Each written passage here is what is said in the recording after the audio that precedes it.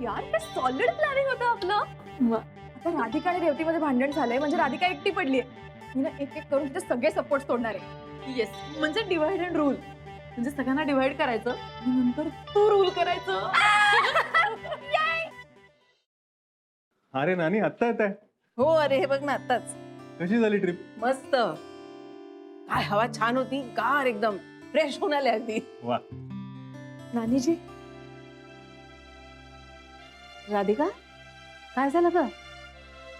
काय सांग. झालं वैरी? समिधा, तू काय बोललीस का राधिकाला? तुम्ही सतत मला का बोलताय नानी? मी काही केलेलं नाहीये. माझ्याकडे काय दुसरी कामं नाहीये उठसूट हिला बोलत बसण्या व्यतिरिक्त? राधिका कधीच उगाच चौगाच रडत नाही आणि तू तिच्या पाठोपाठ आलीस ना म्हणून विचारलं. काय आज ऑफिस नाही वाटतं? आहे, फाईल विसरले ती न्यायला आली. राधिका काय झालं बाळा, सांग ना. अशी का रडतेस? सांग बरं काय झालं. मी सांगते नानी काय झालं ते. रेवती भेटली राधिकाला आत्ता खाली. दोघांमध्ये मेजर भांडण झालं. काय?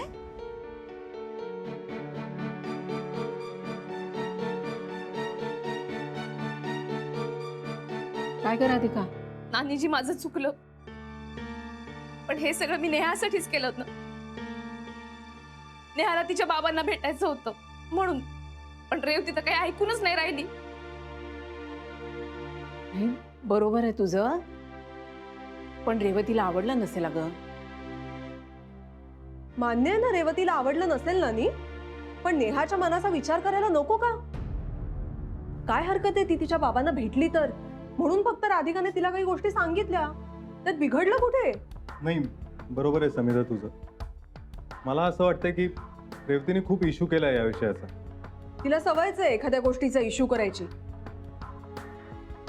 स्वतः दुसऱ्यांच्या भानगडीमध्ये नाक खुपसत असते सतत. आणि या राधिकाला चार फुकटचे सल्ले देत फिरत असते ना. मग दोन गोष्टी राधिकाने तिला समजावून सांगितलं तर बिघडलं कुठे? काय हरकत होती तिचं जरा ऐकायला? पण नाही, तरा निघून गेली. नानीजी, रेवतीने इतक्या वर्षांची मैत्री तोडली. अगं रेवती रागावली होती ना, रागाच्या भरात काहीतरी बोलली असेल. तू जरा संयमाने घे बरं. आणि इतक्या वर्षाची मैत्री अशी थोड्या थोड्या कारणांनी तुटत नसते.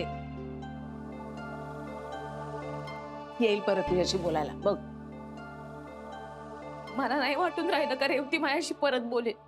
पण राधिका, खरं म्हणजे तुझं थोडं चुकलंच. अगं नेहा रेवतीची मुलगी आहे ना.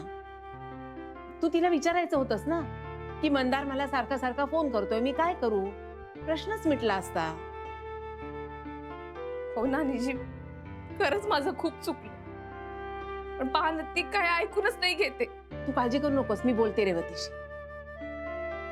नाही नाही नानी, तुम्ही कुणीही बोलण्यापेक्षा तुमची बाजू मी मांडणं जास्त योग्य ठरेल.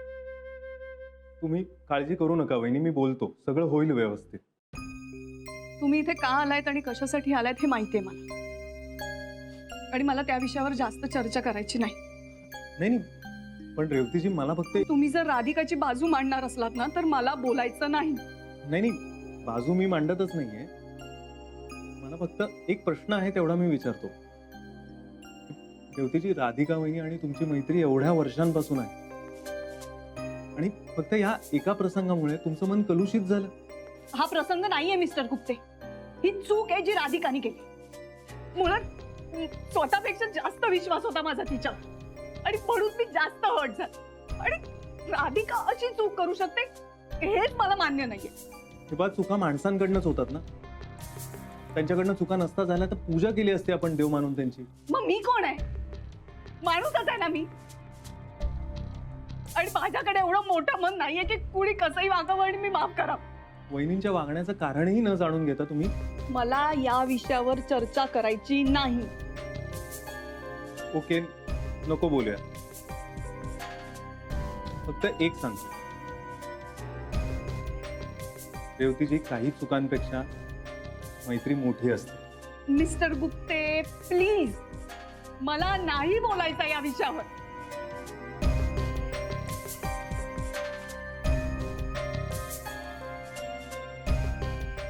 शेवटी तर काहीच ऐकून घेत नाही. काय करावं हे सुचत नाही आता.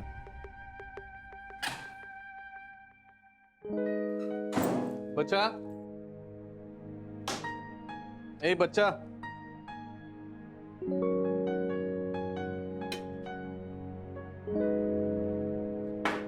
बच्चा. Wow, you looking stunning. Thank you. काय आज विशेष काय? आपण डिनरला चाललोय, पार्टीला वगैरे नाही. आय नो, पण आज माझा लकी डे आहे. अच्छा, असं काय घडलंय आज की तुझं लकी डे? आज मी तर गुड फॉर नथिंग राधिकाची वाट लावली. अरे देवा, आता परत काय केलं त्या राधिकाने? तिने काय नाही केलंय, मी केलंय. ते एकसारखी मला हॅरॅस करत असते म्हणून मी टिटपॉट ऍड केलं. You know what?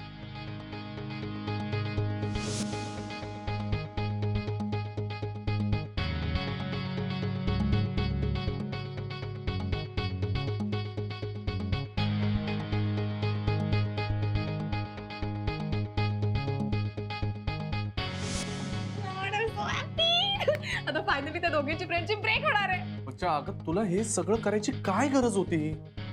Revenge baby, कुठे आहेस तू? राधिका मला एवढा त्रास देते, मी एक दिवस रिव्हेंज घेतो तर काय फरक पडतोय? अगं पण हे करून तुला काय मिळणार आहे? मेंटल सॅटिस्फॅक्शन, बरोबर?